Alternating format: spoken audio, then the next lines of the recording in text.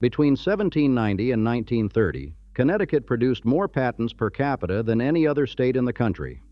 In the 19th century, when roughly 1 in 3,000 Americans was issued a patent, the rate among Connecticut inventors was closer to 1 in 800.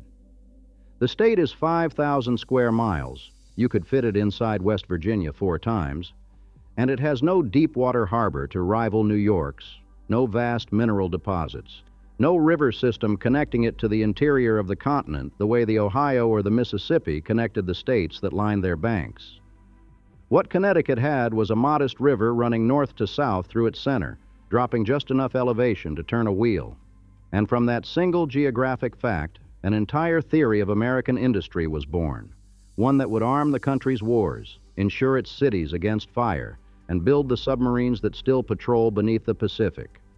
The question that runs through every chapter of Connecticut's history is the same one that runs through the career of anyone who built a life on being the best at one thing. What happens when the world decides it can get what you offer somewhere else, or doesn't need it anymore at all? The English arrived in the 1630s, and the reason they came tells you a great deal about what Connecticut would become. They were not adventurers seeking gold or fur traders chasing profit along a frontier. They were Puritans from the Massachusetts Bay Colony, people like Thomas Hooker, a minister from the town of Newtown, who believed that the government in Boston had become too centralized, too tightly controlled by a handful of magistrates. Hooker wanted something different, a political community where authority derived from the consent of the governed, not from a charter granted by the Crown or the whims of a colonial governor. In January of 1639, the settlements along the Connecticut River, Hartford, Windsor, and Wethersfield, adopted the Fundamental Orders, a document that established a government with elected representatives, a general court, and defined limits on executive power. It was not, despite what Connecticut's license plates once claimed, the first constitution in the world. But it was something genuinely unusual for its era. A written framework for self-governance created not by a king or a proprietor, but by the settlers themselves, with no mention of the monarch anywhere in the text. The idea that a political community could constitute itself, could write down the rules before the rulers arrived, would echo in Philadelphia a century and a half later. Roger Sherman, one of only 2 men to sign all 4 of the great state papers of the founding era, was a Connecticut man. Oliver Ellsworth, who shaped the federal judiciary more than almost anyone, was from Windsor. And at the Constitutional Convention in 1787, it was the Connecticut delegation, Sherman and Ellsworth chief among them, that broke the deadlock between large states and small states with what became known as the Connecticut Compromise, a House of Representatives based on population, a Senate with 2 seats per state. The entire structure of the United States Congress is, in a meaningful sense, a Connecticut invention, born from the practical instinct of men who had grown up in a state that had been governing itself by written compact since before most colonies had figured out who was in charge. The Royal Charter of 1662, granted by Charles II, gave Connecticut an unusual degree of autonomy and defined its boundaries as stretching from Narragansett Bay all the way to the Pacific Ocean. Several colonies had similarly absurd sea-to-sea grants, but Connecticut took the claim more seriously than most. A generation later, when James II tried to revoke that charter, the colony produced one of the founding legends of American resistance, a legend that, whether or not the details are precisely true, tells you something real about the state's character.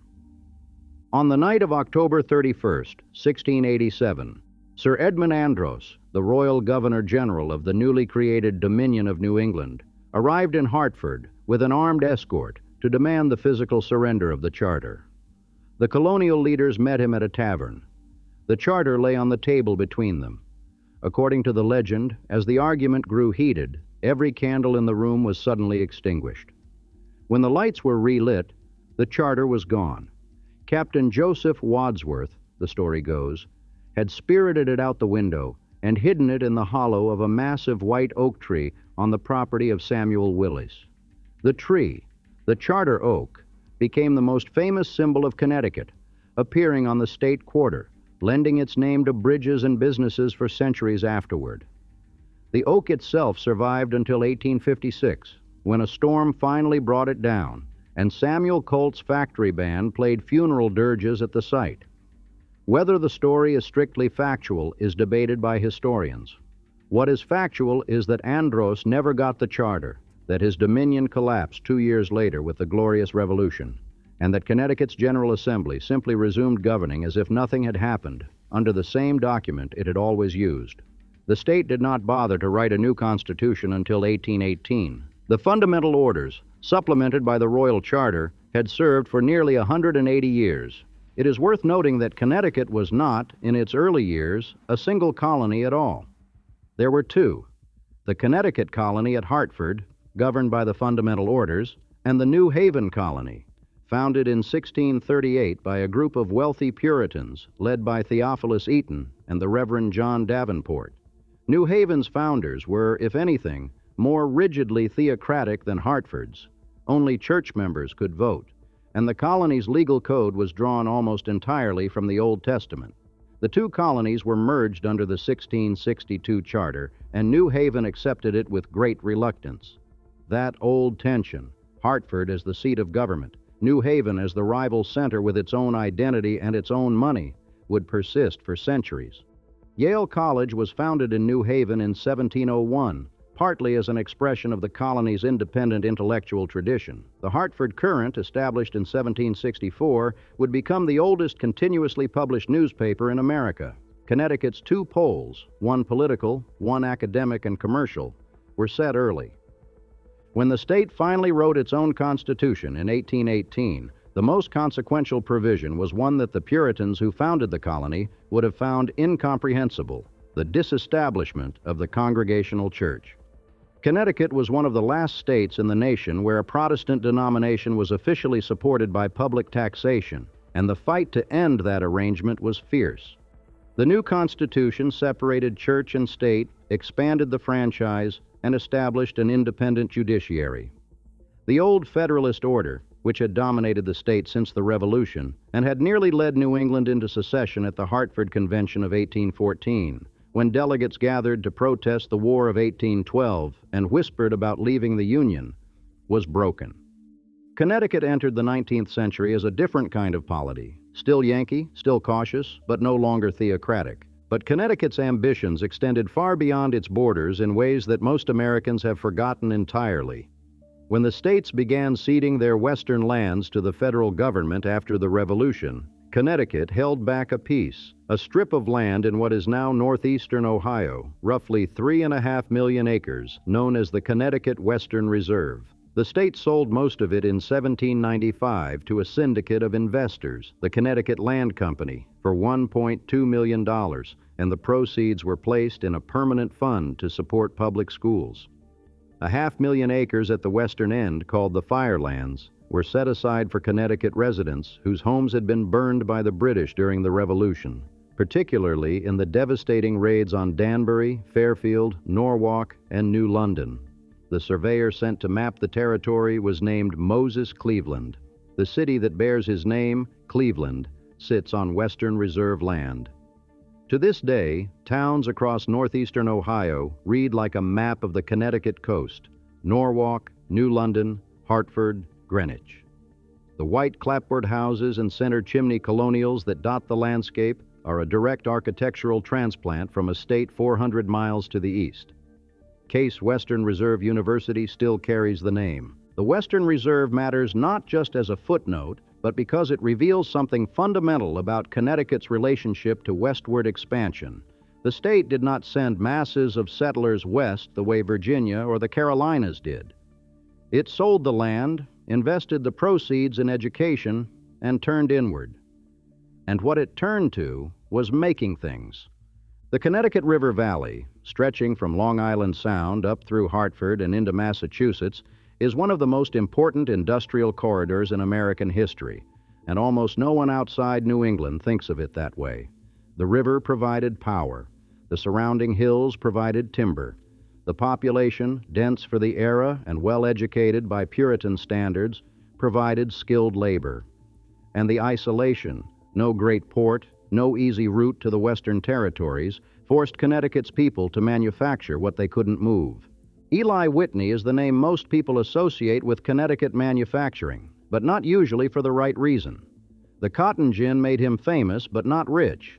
Patent infringement was rampant, and he spent years in litigation he would never fully win. What made Whitney consequential in Connecticut's story happened later, in a workshop near New Haven. In 1798, he won a federal contract to produce 10,000 muskets for the United States Army, and he promised to do something that had never been done at scale: manufacture them with interchangeable parts. Each lock, each stock, each barrel would be made to a standard template so precise that any component from any musket could be swapped into any other. Whether Whitney himself truly achieved perfect interchangeability is debated. What is not debated is that the principle took root in the Connecticut River Valley and grew into something that reshaped the world. By the 1830s, a clockmaker in the town of Plymouth named Eli Terry had figured out how to manufacture wooden shelf clocks with interchangeable components at a rate that dropped the price from $25 to $5. Suddenly, a clock was not a luxury owned by a merchant or a minister. It was a household object. Connecticut made so many clocks, tens of thousands, then hundreds of thousands, that peddlers carried them across the country in wagons, and by the 1840s, a Connecticut clock was as recognizable a product as anything in America. The clock peddler became a stock figure in American folklore, and not always a flattering one. Yankee shrewdness, the reputation for being clever, industrious, and just slightly untrustworthy in a deal, traces in part to those peddlers selling mass-produced timepieces out of Bristol and Thomaston. But it was Samuel Colt who built the monument. In 1855, Colt opened his armory on the south bank of the Connecticut River in Hartford, a factory complex so large and so advanced that it became a destination in its own right. Colt had dredged marshland along the river, built a dike to hold back flooding, and planted rows of German willows, osiers, to supply a furniture-making subsidiary. The blue onion dome atop the main building, crowned with a gold-leafed star, was visible from miles away and became Hartford's most recognizable landmark. Inside, Colt perfected the system. Dedicated machine tools, each designed for a single operation, turned raw metal into finished parts with a consistency that no hand-filing gunsmith could match. Workers did not need to be master craftsmen. They needed to operate a machine precisely on schedule every day. This was the American system of manufactures, the method that would later be adapted by sewing machine companies, bicycle makers, and eventually Henry Ford, and its birthplace was a factory on the Connecticut River. Connecticut was already being called the land of steady habits, a nickname usually attributed to its Puritan cultural inheritance, its conservative temperament, its suspicion of sudden change. But the phrase described the factory floor just as well as it described the churches. Steadiness, reliability, precision. The same operation performed the same way 1,000 times was the state's competitive advantage. The Blue Dome, incidentally, is still there. The armory was converted to apartments and offices decades ago, but the dome was restored, and it is still the thing you see first when you drive through Hartford on the interstate. By the time of the Civil War, the River Valley was an arsenal. Colt's armory produced revolvers, more than 100,000 of them during the war years alone. The Sharps Rifle Company operated in Hartford. Winchester Repeating Arms was in New Haven. The Spencer repeating rifle, the weapon that allowed Union soldiers to fire 7 rounds for every one from a Confederate muzzleloader, was manufactured in Connecticut. The state produced more firearms per capita than any other in the Union, and the total value of Connecticut's wartime manufacturing output placed it among the top contributors to the northern industrial effort, despite being one of the smallest states by area and population. But guns were only part of it. Connecticut factories turned out rubber goods in Naugatuck, brass fittings in Waterbury, silk thread in Willimantic, silverware in Meriden, hats in Danbury. Each town had its product. Each product had its factory. And each factory was built on the same principle Whitney had articulated and Colt had perfected. Break the work into steps. Build machines to do each step. Make the parts so precise that they fit together without adjustment. Danbury's hat industry was, for a time, enormous. The city produced 1/3 of all the hats made in the United States and was known simply as Hat City. Down the coast, Bridgeport was becoming one of the most diversified manufacturing centers in the state, turning out sewing machines, ammunition, and corsets. Its most famous mayor was P.T. Barnum, the showman and circus promoter, who served in the early 1870s and used the office the way he used everything, as a platform. Barnum's Bridgeport was a city where manufacturing and spectacle coexisted without contradiction, and he invested his circus fortune in the city's development, building a public park and promoting Bridgeport as an industrial destination. The city grew to become the most populous in Connecticut, a position it still holds, though the nature of that population has changed almost beyond recognition. Waterbury deserves its own moment. By the 1880s, the city in the Naugatuck Valley had earned the name Brass City, and the name was not decorative. The Scoville Manufacturing Company, founded in 1802, had grown into one of the largest brass producers in the world. Chase Brass and Copper, American Brass, the valley's output of rolled brass, copper tubing, and fittings supplied industries across the continent.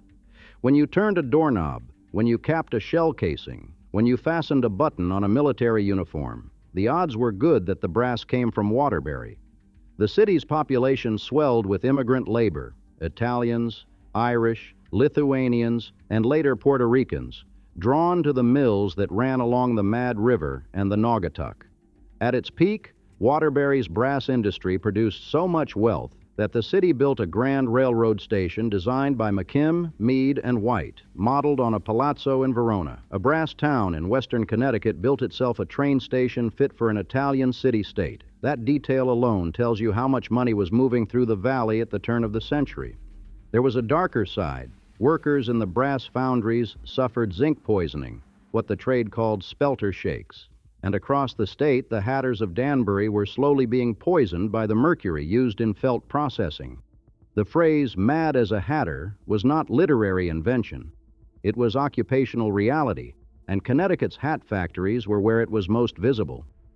Meanwhile, something quieter but ultimately more durable was taking shape in Hartford. The story begins, as so many Connecticut stories do, with a practical calculation. In the early 19th century, Hartford was a modest commercial center, not a port city, not an industrial giant, but a place where capital accumulated and men who understood risk gathered. The first insurance policies written in Connecticut were marine, protection for ships and cargoes sailing from the state's river and coastal ports to the Caribbean. Hartford's bankers understood maritime risk the way their neighbors in the river towns understood metalwork, as a problem that could be measured, priced, and solved. The Hartford Fire Insurance Company was founded in 1810 to underwrite fire risk for buildings. Aetna followed in 1819. The War of 1812, which choked off shipping and devastated the maritime economy, had an unexpected effect. It pushed Hartford's insurance men to diversify beyond marine coverage into fire, life, accident, and casualty policies. By mid-century, Hartford had a half-dozen firms, and they had developed a reputation for doing something that mattered enormously to the businessmen who bought their policies. They paid their claims. The test came in 1835, when the Great Fire of New York destroyed nearly 700 buildings in Lower Manhattan. Several New York insurance companies went bankrupt. Hartford's companies paid every claim in full. The city's reputation as a center of reliable underwriting was set. When the Great Chicago Fire struck in 1871, the same thing happened on a vastly larger scale. Losses were staggering. Companies across the country folded. Hartford's insurers, stretched, shaken, but solvent, paid. After the San Francisco earthquake and fire of 1906, the pattern repeated. Hartford companies took enormous losses. They paid. What Hartford was selling was not just a financial product. It was a promise, a contract that said, "When the worst happens, we will still be here." By the early 20th century, Hartford was the insurance capital of the world, home to Aetna, Travelers, the Hartford, Connecticut General, and dozens of smaller firms. The industry employed tens of thousands, not just underwriters and salesmen, but actuaries, claims adjusters, lawyers, and the vast clerical machinery needed to administer millions of policies. Mark Twain, who lived in Hartford from 1874 to 1891, joked that you could not throw a stone in the city without hitting an insurance man. His house on Farmington Avenue, a sprawling, eccentric Victorian that he poured a fortune into building, sat in the neighborhood called Nook Farm, next door to Harriet Beecher Stowe. Both writers chose Hartford not for its literary scene, but for its prosperity. The money was there, and the money came from insurance. At the turn of the century, Hartford was called the richest city in the United States on a per capita basis. The wealth was real. The combination of manufacturing and insurance gave Connecticut something unusual. Two entirely different economic engines running simultaneously.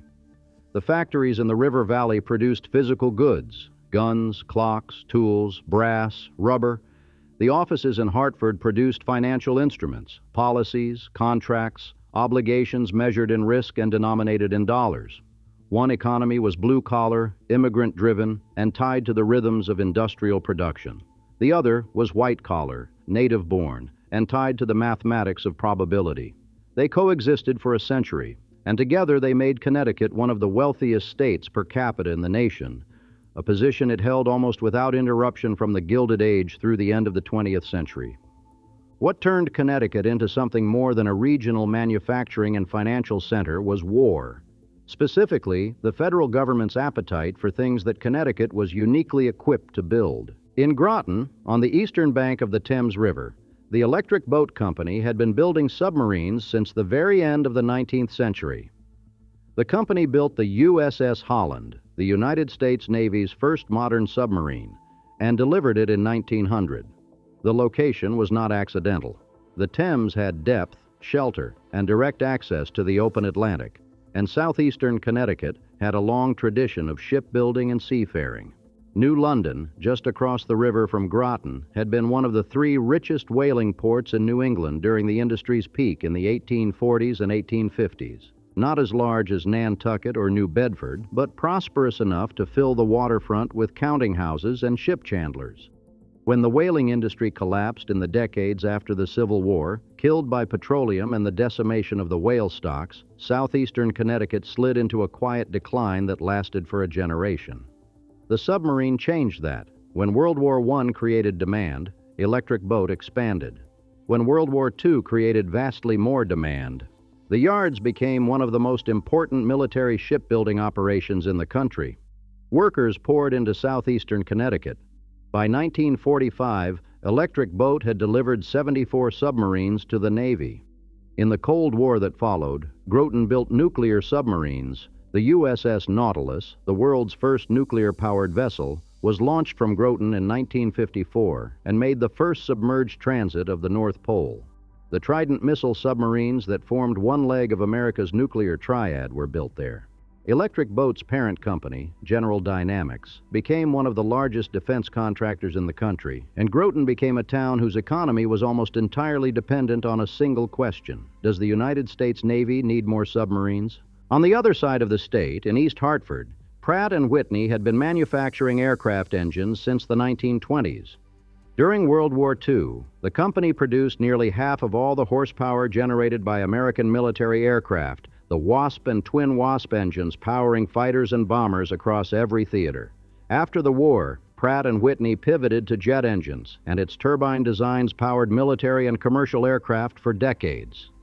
In Stratford, Igor Sikorsky, a Russian emigrant who had built the world's first multi-engine aircraft before the revolution forced him out of his homeland, established the helicopter manufacturing operation that bore his name.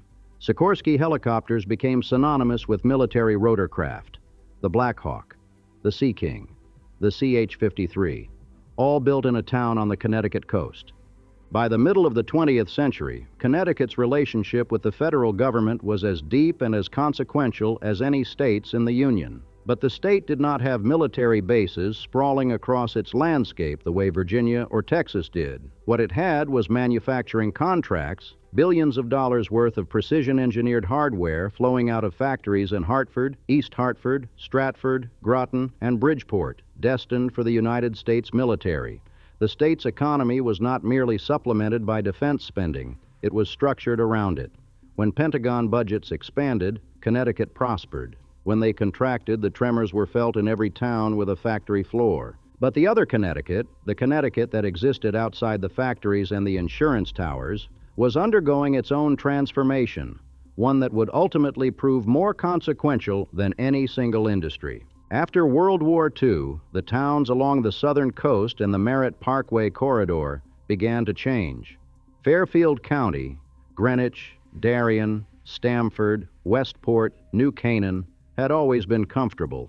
The railroad from Grand Central Terminal made New York reachable in under an hour. But the post-war combination of the automobile, the highway, and the GI Bill turned what had been a scattering of small Connecticut towns into something new, the American suburb in its most affluent form. The Merritt Parkway, opened between 1938 and 1940, was itself a remarkable piece of infrastructure, a limited-access highway designed not just for speed but for beauty, with individually designed overpasses, no commercial vehicles, and a landscaped right-of-way that made driving it feel like passing through a park. When the Connecticut Turnpike opened in 1958, running along the coast from Greenwich to the Rhode Island border, the connection was complete. New York executives could live in Connecticut, enjoy lower property taxes and better schools, commute to Manhattan, and maintain a standard of living that the city could not easily provide. What happened next was a sorting that reshaped Connecticut more profoundly than any factory opening or closing. Wealth concentrated along the coast and the western border with New York. The old manufacturing cities, Hartford, Bridgeport, Waterbury, New Britain, New Haven, lost population as middle-class families moved to the suburbs. The tax base followed the people. The cities, left with aging infrastructure and a population increasingly dependent on public services, entered a fiscal spiral that would take decades to play out fully and that has not, as of this telling, reversed. Between 1990 and 1994 alone, Connecticut's 5 largest cities lost a combined 41,000 residents, a decline of nearly 7%, while the state's smallest towns, the ones with the best schools and the lowest crime, grew by more than 4%. The money was moving in one direction only, and it was moving to places with zoning codes designed to keep everything else out. The pattern was not unique to Connecticut. It happened across the industrial Northeast. But in Connecticut, the distances were so short and the contrasts so sharp that the effect was almost surreal. From 1987 onward, Connecticut held the #1 position among all 50 states in per capita income, and it was not close. For most of those years, the gap between Connecticut and the second-place state was so wide that it looked permanent, driven by the concentration of hedge fund managers, corporate executives, and financial professionals in the southwestern corner. But the wealth that pushed the state to the top of the rankings was never evenly distributed. Greenwich, where a single fund manager's annual income could exceed the entire city budget of a neighboring town, was 90 miles from a capital city that could barely keep its streetlights on. New Canaan's per capita income exceeded $100,000 a year. Hartford's was under $17,000, the lowest of any municipality in the state, lower than Bridgeport, lower than Waterbury, lower than any city in New England of comparable size. They were separated by a 40-minute drive. In 1960, Connecticut did something characteristically practical and quietly radical. It abolished county government entirely, one of only 2 states ever to do so. The decision eliminated a layer of administration that had been weak to begin with. The county commissions had no real taxing power and answered to the state legislature. But it also meant that Connecticut's 169 independent municipalities, each with its own zoning, its own tax base, its own school system, its own identity, were locked in without a regional layer of governance to mediate between them. Rich towns stayed rich, poor cities got poorer, and the structural gap between them, which might have been softened by some form of county-level revenue sharing or land use coordination, was instead left to compound. The corporate headquarters era deepened the split. Beginning in the 1960s, companies began moving their headquarters out of New York City and into the Connecticut suburbs. General Electric settled in Fairfield. Xerox built in Stamford. Union Carbide went to Danbury. The logic was straightforward: proximity to New York without New York's taxes, crime, or congestion. The towns competed aggressively for corporate tenants, offering tax incentives and zoning accommodations. For a generation, it worked. Connecticut became a state where the Fortune 500 was overrepresented relative to its size, and the tax revenue from corporate payrolls and executive incomes filled the state's coffers without the need for a broad-based income tax. Connecticut, in fact, was one of the last states in the country to enact an income tax, and the path to getting one was almost uniquely contentious.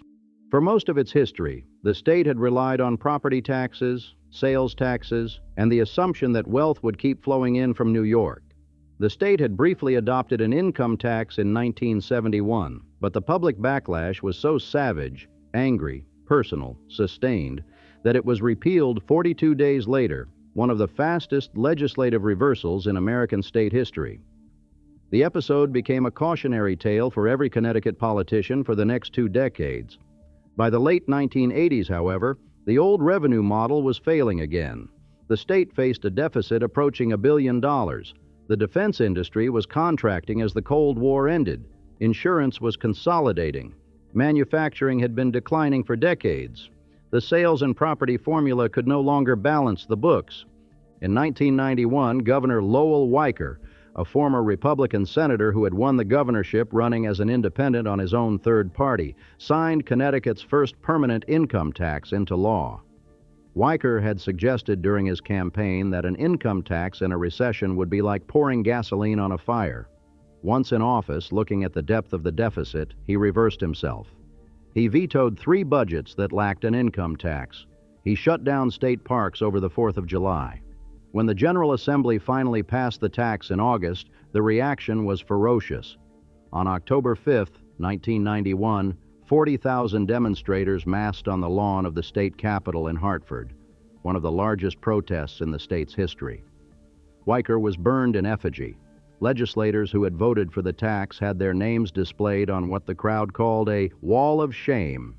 Some protesters spat on the governor. Whether the income tax itself caused what followed or merely coincided with forces already in motion is a debate Connecticut residents still have, and they have it with intensity. What is not debatable is the trajectory.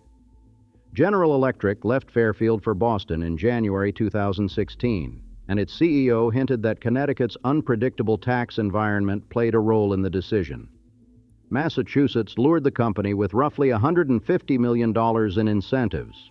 Aetna, which had been in Hartford since 1853, which had paid every claim after the Great Fire of New York and the Chicago Fire and the San Francisco earthquake, was acquired by CVS Health in 2018, and its operations effectively left the city it had anchored for a century and a half. United Technologies merged with Raytheon in 2020, and the combined company headquartered in Virginia. Alexion Pharmaceuticals left New Haven for Boston. One by one, the corporate nameplates that had defined Connecticut's identity came down. The defense sector remained. Electric Boat was still building submarines in Groton, and Pratt Whitney still made jet engines in East Hartford. But the broader economy was contracting. Connecticut's population, which had peaked at about 3.5 million, began to decline, slowly, but with a consistency that unnerved demographers and state planners. Young people left for cities with more dynamic job markets. Retirees left for states without income taxes, Florida mostly. The towns that had boomed as bedroom communities found themselves competing for a shrinking pool of commuters, and when the pandemic loosened the old geographic tethers to the New York office, the commuter model that had sustained Fairfield County for 60 years faced its most serious challenge since the railroads were built. Hartford's trajectory was the starkest illustration. The city that had been called the richest in America per capita at the turn of the century, the insurance capital of the world, the home of Mark Twain, the site of Colt's great armory with its blue dome. By the 2000s, more than a quarter of its residents lived below the poverty line. Its median household income was roughly $39,000, less than half the state average. The state had to intervene financially to prevent the city from defaulting on its debt. The Travelers Tower, once the tallest structure in New England, a monument to the industry that built the city, still stood downtown, but the streets around it were quieter each year. The insurance capital of America could not ensure its own solvency. There is a deeper pattern here, one that reaches back further than the corporate departures, or the income tax, or the suburban sorting. Connecticut's economic history, from the fundamental orders to the present, is the story of a small place that survived by being essential.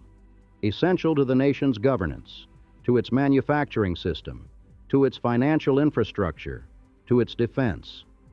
Each era brought a new form of that essentiality, The river valley made the guns. Hartford insured the risks. Groton built the submarines. Fairfield County housed the executives. And in each era, the wealth generated by that role flowed through Connecticut in ways that were immense but also narrow, concentrated in specific industries, specific companies, specific towns. When a role shifted, when manufacturing moved south and then overseas, when insurance consolidated into national and global conglomerates, when corporations discovered they could headquarter anywhere with a broadband connection and an airport, when the submarine fleet shrank and expanded in cycles tied to Pentagon budgets, the wealth did not just diminish, it relocated. It moved to the next place that could offer what Connecticut had once uniquely offered. And Connecticut was left holding the infrastructure of the previous era.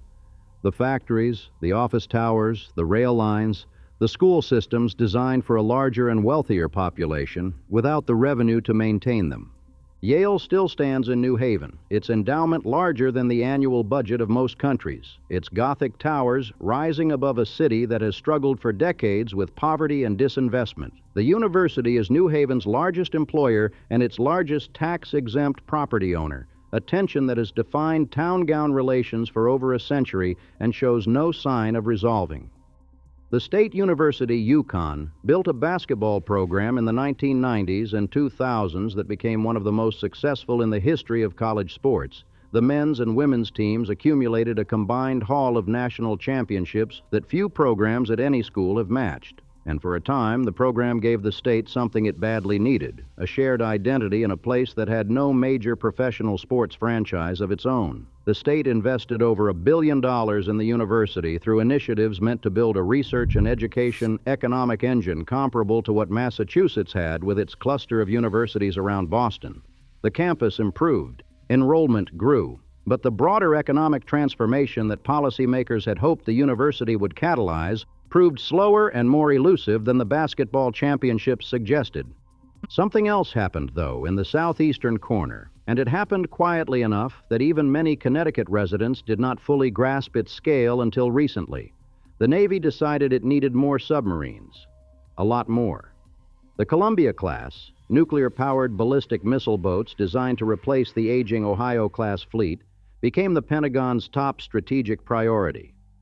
Electric Boat, which had been the primary submarine builder for the better part of a century, was the only company on Earth with the facilities and expertise to do the work. The shipyard in Groton, which had contracted through the lean years after the Cold War, began to expand again. In 2026, the company announced plans to hire 8,000 new workers in a single year across its Connecticut and Rhode Island facilities, welders, electricians, machinists, engineers, an expansion that could increase its workforce by more than 25%. A $15 billion contract modification for the Columbia class came through from the Navy. New housing was going up in the towns around the Thames River to accommodate the influx. The pattern was familiar. The federal government needed something built with precision, and Connecticut was the place that could build it. Whether this particular cycle of indispensability would last longer than the others, whether the submarine contracts would generate enough wealth, distributed broadly enough to alter the state's trajectory, was an open question. Connecticut has seen these booms before. It has also seen what comes after. The Connecticut River still runs through the center of the state, south from the Massachusetts border through Hartford and Middletown to the Sound.